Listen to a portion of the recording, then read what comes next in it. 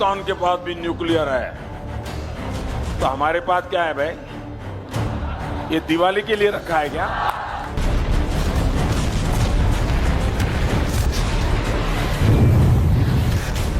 उन आतंकियों को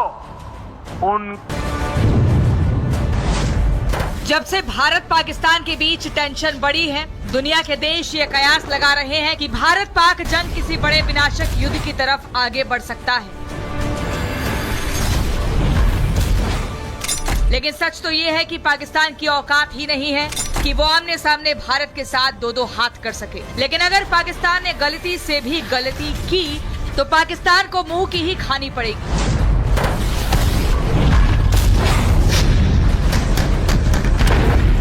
क्योंकि भारत और पाकिस्तान की सैन्य ताकत को देखें तो भारत के सामने छोटा सा देश पाकिस्तान कहीं नहीं टिकता है।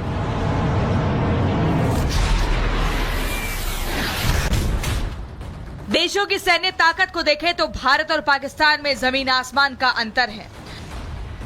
भारत के पास जहां 14,55,000 सक्रिय सैनिक और 11,55,000 के मार रहे हैं ताने, पाकिस्तान चला उकसाने, घर में नहीं है दाने। हंसे भी ना तो क्या करे हिंदुस्तान के लोग, छोटा सा आतंकियों को पालने पोसने वाला मुल्क पाकिस्तान, जिसकी अर्थव्यवस्था कर्ज की बुनियाद पर टिकी है, जिस देश का गुजारा गधे घोड़े और मुर्गियां बेचकर उधारी पर चल रहा है, वो भीखमंगा पाकिस्तान युद्ध युद्ध चिल्ला रहा है, बगैर ये सोचे कि अगर युद्ध हुआ तो 5वीं बार भारत ऐसा प्रहार करेगा कि दुनिया के नक्शे में ढूंढने पर भी नजर नहीं आएगा कि पाकिस्तान भी हुआ करता था। Bureau report, Republic Bharat.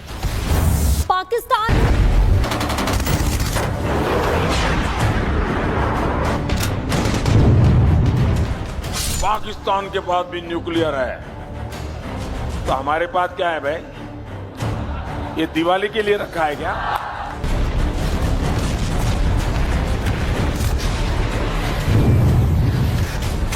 उन आतंकियों को उनकी कल्पना से भी बड़ी सजा मिलेगी।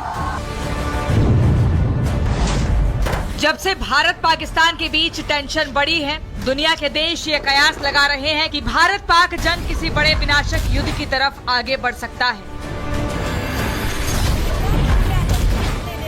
लेकिन सच तो ये है कि पाकिस्तान की इस बर्बर हमले में अब तक 27 पर्यटकों की मौत हो चुकी है।